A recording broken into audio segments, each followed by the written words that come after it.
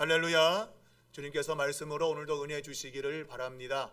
본문의 말씀을 가지고 에디오피아의 내시의 개종이라는 제목으로 함께 말씀을 나누겠습니다. 예루살렘 교회는 사도행전 1장 8절의 말씀에 근거하여 땅끝까지 가서 복음을 전해야 됐습니다. 그러나 교회가 부흥했음에도 불구하고 그들은 이 전도와 선교의 지경을 예루살렘 내로 한정을 시켰습니다. 그때 교회에 핍박이 오게 되었고 결국은 어쩔 수 없이 그들이 예루살렘을 벗어나서 사마리아와 그리고 인근 지역으로 도망을 하게 되었습니다. 도피한 것이죠. 그 도망한 일로 인해서 복음이 이제 확산되어지는 그런 결과를 가져왔습니다. 단순히 이것은 그들이 살기 위해서 도망친 걸로 보이지만 그러나 궁극적으로는 하나님의 뜻, 바로 이 사도행전 1장 8절의 말씀이 성취되어 가는 그런 것을 보게 되는 것이죠. 우리가 일상생활에서 내게 일어나는 일들이 그냥 표면적으로는 일상적으로 일어나는 일 같지만 가만 더듬어 보면 결국 하나님의 주권이 그 가운데서 하나님의 뜻을 이루고 있다고 하는 것을 감지하게 돼요. 그것이 영적인 능력입니다. 아이고 이런 일은 그냥 벌어지는 일들이야 라고 한다면 영적인 감각이 없는 거예요. 오늘 이 사도행전을 기록하고 있는 누가는 교회의 핍박은 단순히 그들이 목숨을 살기 위한 도망을 글로 쓰고 있는 게 아니죠. 이것은 복음이 전파되고 있는 것을 보여주고 있는 거예요. 하나님의 뜻이 이루어져 가고 있음을 드러내는 것입니다. 그럴 때 빌립이 사마리아에 가서 우리가 알듯이 예루살렘과 온 유대와 사마리아와 땅끝까지 이르러, 여기 나오는 것처럼 사마리아, 물리적으로 지리적으로는 이제 유대를 벗어난 가장 가까운 지역이죠. 그리고 이제 그 너머는 땅끝이라고 이제 그렇게 표현되어 있습니다. 사마리아 지역으로 빌립이 가서 복음을 전했습니다. 그것보다 많은 사람들이 말씀을 받았고 그 가운데에 이제 이 마부사 시몬이라는 사람이 자신도 믿고 세례를 받았는데, 근데 그 세례 받음을 오늘 성경은 그가 말씀을 받지 않은 것으로, 말씀도 받지 않았으면서 세례를 받는 그런 일이 실제로 오늘도 많죠. 말씀을 믿음으로 받지 않으면서도 머리만 디밀고 세례 받는 거예요. 그리고 나 세례교인이다 그러는 거죠. 그런 일이 많습니다. 오늘 이 마부사 시몬도 그런 사람이었고, 그래서 그 사람을 가리켜서 베드로가 너는 이 도와 관계가 없다, 이 도, 로고스, 이 말씀과 관계가 없는 자다 그러면서 네가 추구하는 그 돈과 함께 지옥으로 떨어져라, 지옥으로. 그는 그러한 말을 듣고 그런 일이 내게 일어나지 않도록 기도를 요청을 했습니다. 그 역시 회개라고 하는 것과는 거리가 멀죠. 회개는 근본적인 나의 잘못됨, 완악함 이런 것들을 버리고 돌아서는 것인데, 그는 자기에게 미치는 그러한 어려움만 벗어나게 해달라고, 이 문제만 해결해 달라고 하는 그러한 생각을 가지고 이제 기도의 요청을 한 것을 우리가 지난 시간에서 살펴보았습니다. 그 이후에 다시 이제 이 빌립이 등장합니다. 오늘 전도자가 이제 26절에서 다시 전도자 빌립이 이제 등장을 하고 있습니다. 이 빌립이 갑자기 주의 사자의 말을 듣게 되는데, 주의 사자는 천사를 가리키죠. 성경에서는 주의 사자 그러면 천사를 가리키고, 때로는 이제 뭐 하나님 그분 자신이 다른 모습으로 하나님의 메신저 역할로 등장하는 그런 곳에 종종 사용되고 있지만, 대부분이 이제 천사를 언급할 때 주의 사자로 그렇게 표현을 하고 있습니다. 그 주의 사자가 빌립에게 일어나서 남쪽으로 향하여 예루살렘에서 가사로 내려가는 길까지 가라 라는 이러한 말을 하게 됩니다. 빌립이 그 말을 듣고 이제 그곳에 가게 되어지고, 그곳에서 에디오피아 내시를 만나게 되고 그에게 복음을 전해서 세례를 주고 그리고 홀연히 사라지게 되죠. 연기와 같이 초월적인 그러한 방식으로 사라지게 됩니다. 그것이 이제 오늘 이 본문의 내용입니다. 빌립이 초자연적인 힘에 이끌려서 에디오피아 내시를 만나게 되고 또 그에게 복음을 전파하고 그에게 세례를 주고 또 홀연히 사라지는 이러한 모습을 오늘 이 본문이 가르쳐 주고 있습니다.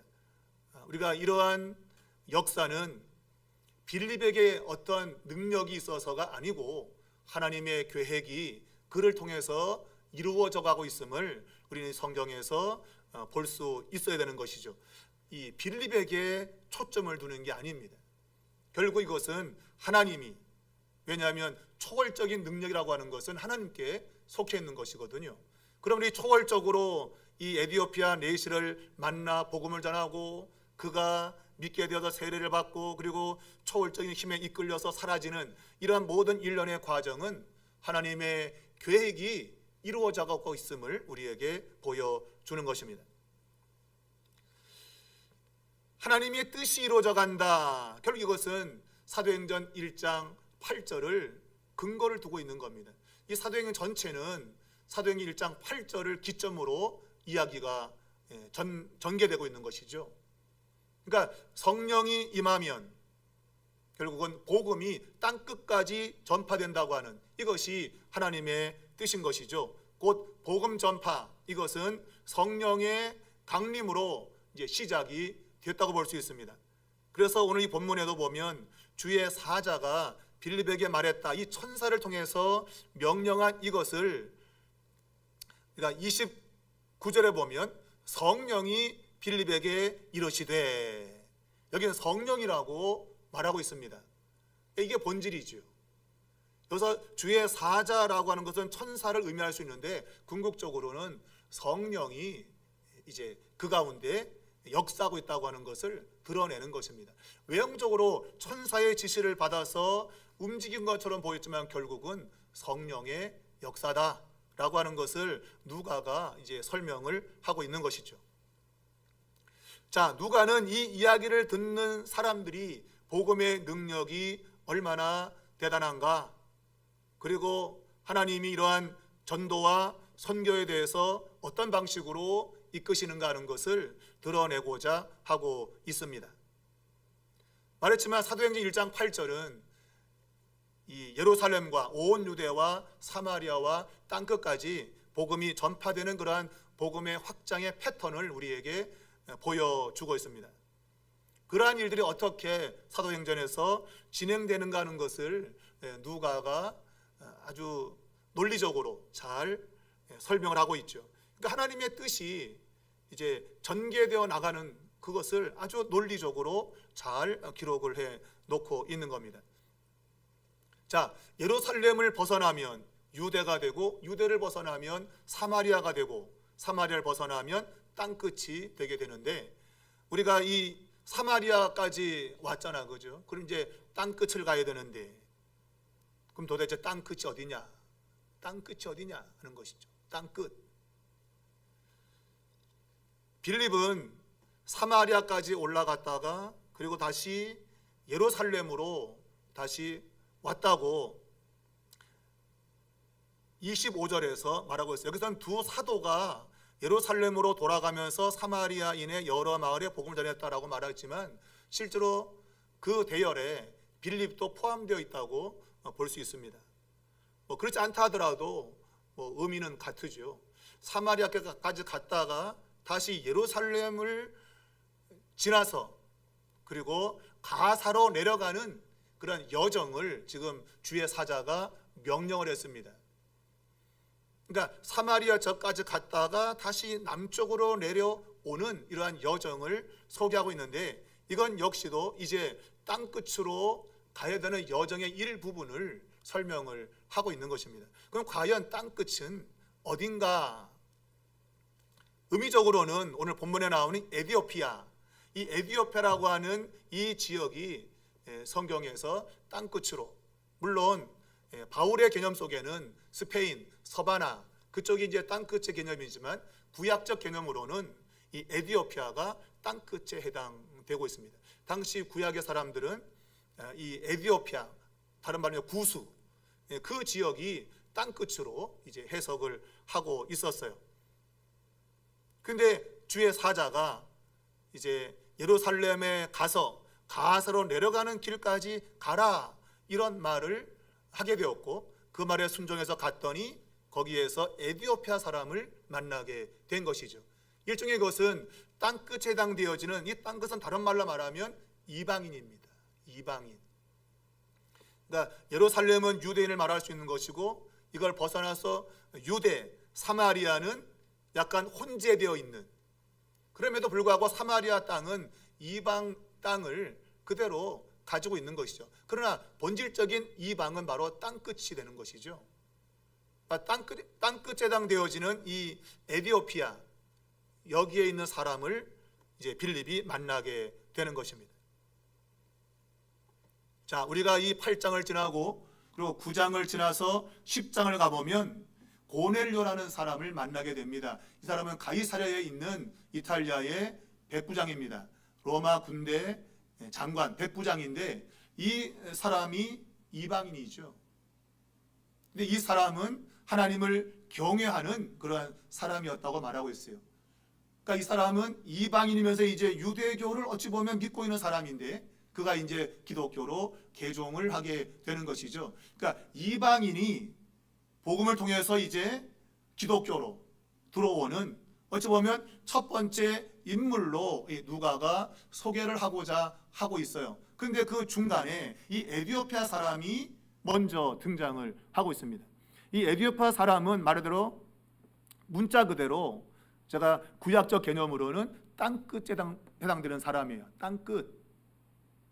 그러니까 지리적으로 땅끝에 해당되는 사람을 빌립이 먼저 만난 거예요.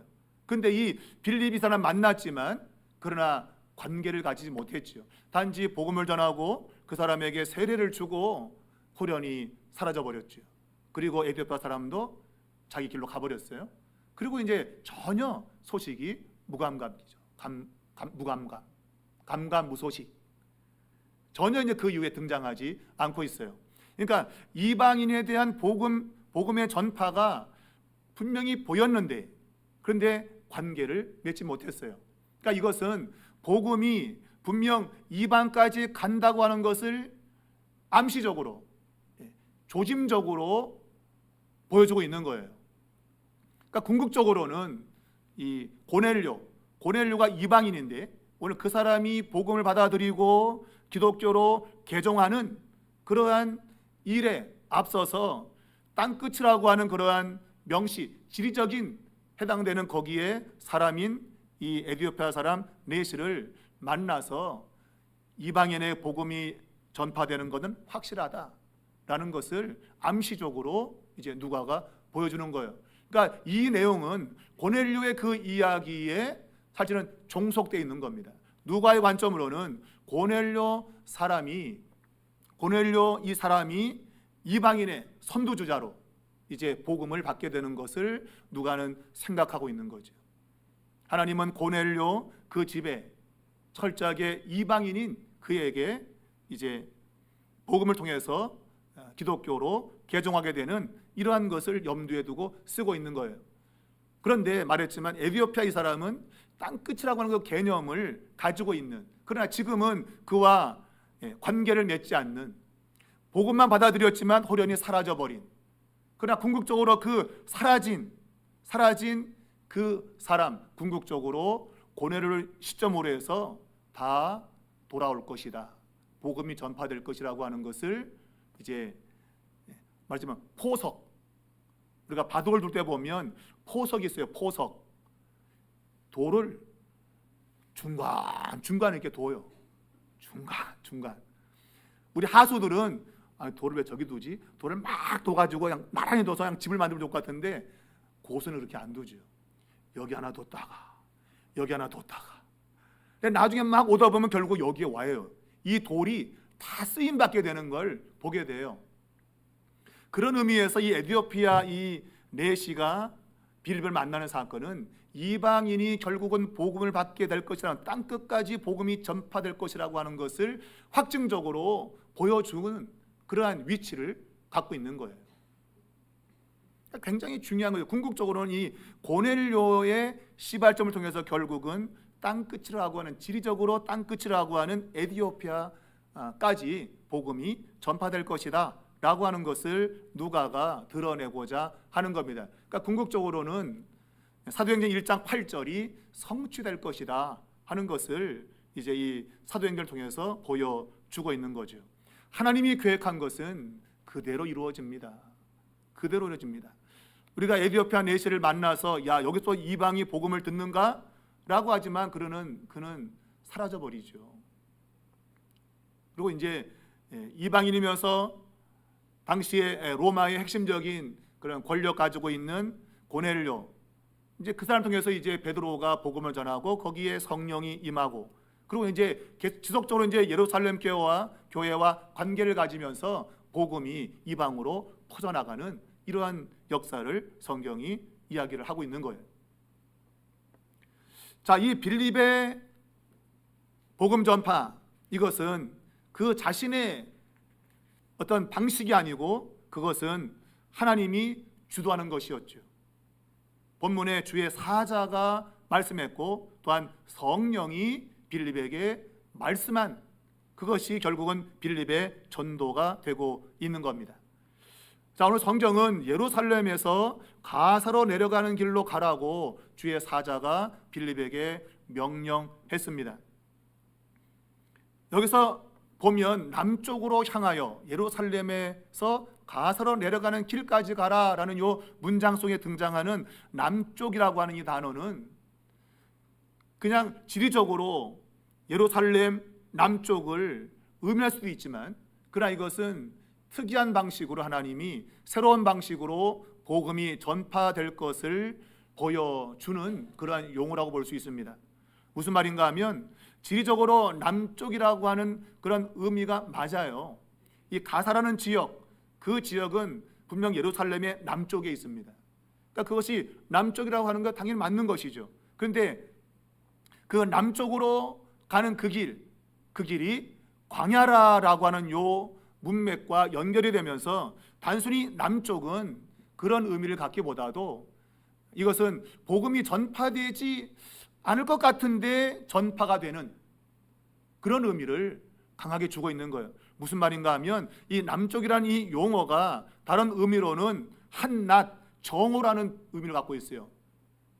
12시, 낮 12시라고 하는 의미를 갖고 있어요. 이 남쪽이라고 하는 것이. 그러니까 이 광야 이 길은 낮에는 이동하지 않습니다. 낮에는 뜨겁기 때문에 사람들이 이동을 안 해요. 선선할 때, 그늘이 좀 있거나 좀 기온이 낮을 때 사람들이 이동을 하지, 짱짱 햇빛이 찌는 정오에는 광야길을 가지 않습니다. 그런데 주의 사자가 지금 정오에 지금 광야로 가라 라고 하는 것은 이건 이해가 안 되는 거죠. 아니 뭐 이런 방식이 다 있어? 이건 아닌데. 아이고 이런 땡빛에 무슨 사람이 댕겨? 그런 것이죠. 그런데 빌립이 자기가 생각할 때에 자기가 사마리아 성에서 복음을 전할 때 많은 사람들이 그 복음을 따르고 순종하는 그런 모습을 보면서 야 이것은 하나님의 역사다. 내가 복음을 전해서 나의 능력으로 저들이 믿는 것이 아니고 이건 하나님의 역사라고 하는 것을 그가 감지하고 있는 거예요. 그래서 남쪽으로 가라, 말하자면 정오, 아주 뙤약볕이 내리쬐는 정말 그 광야에 아무도 없을 것 같은 그 시간에 주의 사자가 가라라고 말하고 있는 거예요. 빌립이 순종을 하는 거죠. 왜? 하나님의 역사인 것을 아는 거예요. 아, 이것은 색다른 방식으로 하나님이 지금 역사하고 있구나 라고 하는 것을 그가 감지한 거예요. 그래서 이 땡볕이 내려쬐는 그 시간에 정오 12시에 이 가사로 내려가는 이러한 순종을 보인 것이죠. 그랬더니 놀랍게도 그 시간에 예루살렘에 갔다가 자기 나라로 돌아가고 있는 에디오피아 사람 이 네시를 만나게 되었던 거예요. 그러니까 이 복음 전파는 우리가 생각하는 방식으로 되는 게 아니에요. 아, 내가 이걸 해야지 해서 되는 게 아닙니다. 결국 이 복음이라고 하는 것은 하나님의 주권 속에 있는 거예요. 결국은 이게 거슬러 올라가면 하나님의 예정과 작정이라고 하는 곳에 갈 수밖에 없어요. 어떻게 이 이상한 방식으로 복음이 전파되는가? 우리는 가장 합리적인 방법으로 좋은 시간에 좋은 장소에 가서 하면 될 텐데, 이건 맞지도 않는 시간에, 그것도 광야에, 사람이 없는 그 장소에 왜 그런 곳에 보내는가 도대체? 하나님의 역사이기 때문에 그런 거예요. 복음 전파는 우리가 하는 게 아닙니다, 여러분. 하나님의 주권에 있는 거예요. 단지 우리는 그냥 전해 그러면 알겠습니다, 그냥 전하는 거예요. 이게 될지 안 될지는 우리의 소관이 아니에요, 여러분. 근데 많은 그리스도인들이 이것을 내 소관이라고 생각해요. 내 소관이라고 생각해요. 아이고, 이건 이거 내가 어떻게 했냐, 이거를. 능력도 안 되는데. 안 되죠, 능력이, 여러분. 근데 하나님이 가라 그러잖아요. 가라고. 너희는 가서 모든 족속으로 제자를 삼으라. 가라고 명령하는 그분이 그 일을 이루시겠다고 하는 거예요. 그런 개념을 가지면 우리는 누구에든지 이 복음을 전할 수 있는 거예요. 그냥 전하는 건 우리가 할 거예요, 그냥. 근데 그 사람 믿고 안 믿고 자시고는 하나님의 주권에 있는 거예요. 단지 우리는 그냥 순종해서 그냥 가는 거예요. 그게 복음 전파의 방식인 거죠. 근데 우리는 미리 다 우리가 생각해갖고 이게 될까 안 될까, 될까 안 될까는 뭘 따져요. 그거를 따질 게 아니에요. 그냥 가라 그러면 그냥 알겠습니다 가서 그냥 전하는 거예요. 그냥 그것이 바로 이 빌립의 전도의 핵심인 겁니다. 남들이 다니지 않는 그 시간, 그 장소에 가라고 하는 거, 그게 복음의 그러한 초월적인 신비적인 모습인 거예요. 근데 그곳에서 에디오피아 네시를 만나게 되는 것이죠. 하나님이 특별한 방식으로 복음을 전하시는 이러한 모습을 보여주고 있는 거예요. 그러므로 이 광야길 또 남쪽 이런 것은 지리적 의미보다도 본질적인 의미를 담고 있는 거예요. 전혀 예상하지 못한 방식, 또 예상하지 않는 시간과 장소, 하나님이 그런 방식으로 하나님의 일을 행하신다 하는 거예요. 그리고 그런 장소를 선택하신 이유를 한 가지 더 든다면, 이 빌립과 네시가 만나서 다른 사람의 방해를 받지 않고 복음을 전할 수 있는 그러한 장소를 하나님이 선택하셨다라고 볼 수 있는 거예요. 사람이 많고 복잡한 곳에서 있다면 여러 가지 방해 요소가 많을 거예요. 그러나 이제 복음이 정말 확산되어 나가는 그러한 기점에 있다면 누군가가 복음을 제대로 들을 수 있는 그러한 장소가 필요했다고 하는 것이죠. 그래서 이러한 정오에, 사람이 다니지 않는 곳에, 그리고 광야에, 사람이 없는 곳에 빌립을 보내어서 이 에디오피아 사람 네시를 만나 그게 정말 한적한 곳에서 복음을 정말 제대로 전할 수 있는 그러한 상황을 하나님이 만드셨다, 그렇게 보는 겁니다. 여러분, 이런 걸 보면 우리의 삶에 뭔가 좀 안 좋은 상황들, 또 그런 것은 하나님이 어찌 보면 일할 수 있는 그러한 것이죠. 만약 내가 먹을 것이 없다 그러면 금식하면 되는 거예요. 그거 어려운 거 아닙니다. 먹을 게 없네? 아이씨, 어떻게? 뭘 어떻게? 금식하면 되죠. 그러니까 좋지 못한 환경, 광야 이런 것 도리어 복음이 정말 복음되게 전할 수 있는 좋은 시간이었던 거죠. 근데 우리의 생각은 그런 곳이 무슨 전도가 되겠냐지만 하나님은 그런 것을 통해서 정말 복음이 제대로 전파되도록 하나님은 역사하고 있다 하는 거예요. 여러분, 이게 정말 우리가 하나님을 신뢰하는 방법인 겁니다. 그러니까 우리는 어떤 일이든지 우리 모두에게는 다 유익한 그런 시간이고 그런 장소다 보면 틀림이 없는 것이죠. 빌립은 이 천사의 명령에 즉각 순종했고 온전히 순종했습니다. 그리고 그곳에서 에디오피아 이 내시를 만나게 됩니다. 자, 이 에디오피아인들에 대한 그 당시의 사람들의 평가는 그들이 경건한 사람으로 그렇게 알려져 있어요. 오늘 이 본문도 보면 그가 예루살렘에 왔다가 성경을 읽고 있다는 그러한 모습으로 표현되고 있는데, 이것은 하나님이 이 에디오피아 사람들, 이 사람들에 대한 어떤 계획을 가지고 있음을 우리가 직감할 수 있어요. 이미 그것은 구약에 나타나 있는 겁니다. 구약 시편 68편 31절에 보면 구스 사람들은 하나님을 향하여 그 손을 신속히 들리로다. 바로 구스는 에디오피아를 가리키고 있는데, 그 사람들이 이미 구약의 관점에도 보면 하나님을 향해서 그 손을 신속히 든다 라는 그러한 구약의 전망을 가지고 있어요. 그러니 오늘 에디오피아 이 사람은 그가 예루살렘에 가는 것과 더불어서 그리고 돌아올 때 성경을 읽는 하나의 하나님에 대한 그러한 신속한 반응이라고 하는 것이 그런 방식으로 나타나 있는 것이죠. 또한 스바냐 3장 10절도 보면 구스강 건너편에서부터 예물을 가지고 와서 내게 바칠 것이다. 그러니까 이 구스 사람들이 하나님께 와서 예물을 바치는 그러한 구약적 전망이 들어있는 거예요. 그걸 지금 이 신약적 이 표현에서 지금 에디오피아 사람이 등장을 하고 있는 거죠. 하나님이 그 옛날 구약의 관점으로, 야, 이 구스 에디오피아 사람이 말이야 내게 나올 거야. 여러분, 놀라운 것이죠. 이 누가가 이런 안목을 가지고 성경을 쓰고 있다고 하는 건 정말 이것은 대단한 것입니다. 어떻게 구약의 그러한 하나님이 땅끝이라고 해당되어지는 이러한 구스 에디오피아 이 지역 사람이 하나님께 와서 손을 들고 그리고 신속하게 반응하는 이런 모습을 찾아내었을까 하는 것이죠.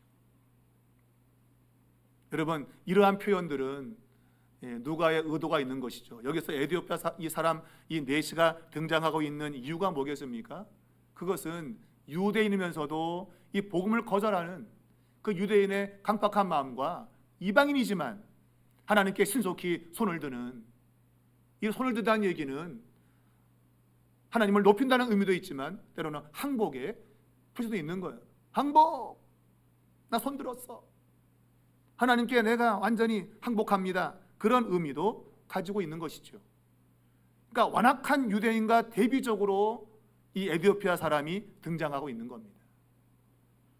유대인들은 완악한데 여전히 그의 마음이 돌같이 딱딱한데, 이방인인 땅끝에 있는 사람들이 하나님께 마음이 열리고 하나님을 찾아오는 이런 모습들을 누가가 여기서 오버랩을 시키고 있는 겁니다. 겹쳐지게 하고 있는 것이죠. 우리 이런 모습 속에서 우리는 우리 자신들을 볼 수 있어야 돼요. 항상 다른 무엇과 나를 견줘보는 겁니다. 근데 우리는 그런 여자 안 하고 남만 자꾸, 다른 사람만 자꾸 비교해. 자기는 싹 빼고, 이 사람은 저 사람하고 해보니까 뭐 그렇고, 자기는 싹 빼. 빼면 안 되죠, 여러분. 성경이 오늘 내 자신, 나의 완악함과 이런 것들을 누군가가 대조하면서 이런 것을 버리기를 바라는 그런 것들을 우리에게 보여주고 있는 거죠. 바로 이 에디오피아 네시의 등장이 바로 완악한 유대인들을 건드리는 것이죠. 탁탁한 그들의 마음을 드러내고 있는 것입니다. 자, 우리가 이 에디오피아라고 하는 것이 현재 이디오피아라고 사람들이 생각하겠지만 실질적으로는 지금의 수단이라고 하는 그 지역에 해당된다고 합니다. 학자들의 연구에 의하면 수단이라는 나라가 바로 지금 구약의 이디오피아다, 에디오피아다, 그렇게 말하고 있습니다. 어찌되었든 다 그 지역에 해당되는 그러한 사람들입니다. 자, 오늘 특별히 에디오피아 사람인 사람인데 이 사람이 넷이라고 지금 소개되고 있어요. 그의 신분이 넷입니다. 넷이. 왜 이 넷이가 등장하고 있는가 하는 것이죠. 이것은 신명기 23장 1절에 보면 이 넷이는 여호와의 총회에서 제외된 사람이에요. 하나님의 총회에 들어갈 수 없어요. 왜냐하면 자신의 생식기가 기능을 못하도록 잘라낸 사람들이기 때문에 이런 사람은 여호와의 총회에 들어올 수 없다. 그렇게 말하고 있기 때문이에요. 이사야 53장 3절에서 5절까지를 보게 되면 나는 마른 나무라 자식이 없기 때문에 위로를 받는다. 그렇게 이야기를 하고 있습니다. 그러니까 이게 이제 내시들이 하는 고백이죠. 나는 마른 나무다. 이 말은 자식을 낳을 수 없다 이거야. 말라버린 나무다. 나는 자식이 없다. 그런데 이러한 나를 하나님이 위로하신다는 거예요. 그것이 이사야 53장에 나타나는 메시지인데 바로 그 일이 오늘 이곳에 나타나고 있는 것이죠. 말하자면 비이스라엘 사람으로서 하나님의 백성으로 받아져서 그들이 위로를 받는 그런 희망의 그 예언적 메시지가 오늘 여기서 성취가 되고 있는 겁니다. 그러니까 하나님이 이미 여호와의 총회에서 제외되었다고 사람들이 말하는 그 사람까지도 이 복음은 그 은혜가 그들을 다 끌어모으는 이런 것을 이야기를 하고 있지요. 자, 이 사람은 그의 신분이 여왕 간다게의 지금 재물을 담당하는 그런 사람이에요. 국고를 맡았다라고 되어 있잖아요. 국고를 맡았다. 이것은 돈을 다루는 당시 말하면 재무부 장관 뭐 그런 데 위치에 있는 사람이에요. 그러니까 여왕을 섬기면서 많은 재물을 다루는 그런 사람이에요. 그러나 그는 내시였지요. 그러니까 외형적으로 볼 때는 남들이 부러워하는 사람이에요. 돈을 막 주무르는 사람이에요. 뭐 억 단위 돈을 그냥 막 주무르는 사람이에요. 여러분도 그러고 싶죠, 그죠? 한국은행 가고 막 돈을 막 만져보고 싶죠, 그죠? 우리 집에는 동전도 몇 개 없는데 그런 막 돈다발을 만지면 얼마나 행복하겠어요, 여러분. 근데 실상 이 사람은 불행한 사람이죠, 그죠? 돈을 많이 다루면 뭐 하겠어요? 내시의 신분으로 높은 자리에 있지만 그런 내시의 신분으로 말라버린 나무 같은 그러한 존재입니다. 이런 사람이 우리가 구약에도 보면 나병 환자로서 아람 나라의 군대 장관이었던 나아만을 떠올릴 수 있죠. 그는 군대 장관이었지만 문둥병자, 나병 환자였다고 하는 거예요. 그가 행렬을 쫙 가면 사람들이 어이구 나도 저런 자리에 가고 싶다 말하겠지만 그러나 나아만은 야 이런 자리에 와볼래? 나를 알면 안 할 걸 아마? 돈 주고 나병을 사가지고 돈을 누리고 살려면 여러분 사겠습니까? 나한테 나병을 다오 돈과 더불어서 여러분 그러고 싶겠어요? 아무도 안 그럴 겁니다. 아무도 안 할 겁니다. 오늘 이 사람이 바로 그런 자리에 있는 사람이에요. 여기서 그가 국고를 맡았다 이 보물 돈을 맡고 있는 사람이에요. 근데 이게 이제 지리적으로 가사라고 하는 그러한 이름과 묘하게 이제 연결되죠. 이 가사라고 하는 뜻이 보물이라는 뜻이에요. 보물. 바로 이 가사에서 그는 외형적으로 돈을 다루는 그러한 사람이었지만 실제로 가장 좋은 보물, 복음을 만나게 된 거예요. 외형적으로 난 정말 보물을 가지고 있어요. 그러나 정말 중요한 내시로서 있어야 될 게 없는 거 있어야 될 게. 근데 그것이 복음이라고는 새로운 보물로 인해서 그에게 위로가 되고 있는 것이죠. 이 복음이 나의 진정한 보물이 되고 있는 거예요. 그것이 누가가 이 지리적으로 가사라고 하는 이 단어 속에서 함께 연결을 시키고 있는 것이죠. 복음이 최고의 보물이죠. 금보다 더 좋은 거. 그게 복음입니다. 복음. 근데 사람들이 복음의 이 가치를 깨닫지 못해요. 여러분 알지 못해요. 그 눈에 보이는 보물, 돈다발 이런 것만 좋아해요. 여러분 다 썩어질 거야. 썩어질 거. 복음은 영원한 것이죠. 여러분 이 영원한 것들을 위해서 우리가 살아야 되는데 잠시 있다가 사라지는 것들에 우리의 초점이 고정되어 있는 오늘 이 에티오피아 내시는 외형적으로는 정말 남들이 알아주는 그런 자리에 있었지만 그러나 그는 공허한 사람이었어요. 어떻게 알 수 있어요? 그가 예루살렘을 순례하고 있잖아요. 저곳에 가면 뭔가 내 인생에 새로운 전환점이 있지 않을까? 왜냐하면 그가 들려오는 소문에 저 이스라엘에 가게 되면 저기 성전이 있는데 그 성전에는 이방인들이 갈 수 있는 뜰이 있다고 하는 거, 이방인의 뜰이 있다고 하는 걸 아마 소식을 들었겠죠. 그래서 야, 나도 혹시 내 인생에 새로운 변화를 가져올 수 있지 않겠나. 그리고 예루살렘에 왔다고 볼 수 있어요. 마치 이것은 나아만의 행렬과도 유사하죠. 나아만, 문둥병자 나아만이 어린 소녀의 이야기를 듣고 북이스라엘에서 남유다까지 행차하는 그것과 유사하다고 볼 수 있어요. 자, 그는 예루살렘에 예배하러 왔다가 그 자리에서는 성령을 받지 못했어요. 오순절날 임했던 그 성령이 지속적으로 오면 좋겠는데, 그런데 그가 예루살렘에 갔지만 그는 성령을 받지 못했습니다. 그리고 돌아온 가운데 그가 성경 이사야서를 읽고 있었는데 그때 바로 이 빌립이 그를 만나게 된다고 하는 것이 오늘 이 본문의 내용입니다. 할 얘기 많은데 시간은 다 갔고, 여기서 마쳐야겠습니다. 그리고 진짜 만남에 대한 그 중요한 이야기는 다음 시간에 하겠습니다. 너무 이 서론적인 게 길었는데, 그러나 이걸 얘기하지 않으면 그 내용을 잘 이해할 수 없어요. 그래서 제가 좀 서론적인 부분, 만나기 전까지 이거 상황을 지금 제가 설명을 드렸는데, 다음 시간에는 이 만남에서 정말 이 복음의 소위 말하면 엑기스, 이 에디오피아 이 내시가 발견하게 된 이 복음의 핵심, 그것을 우리가 다음 수요일에 다시금 만나도록 하겠습니다. 자, 오늘 말씀 여기서 마칠게요.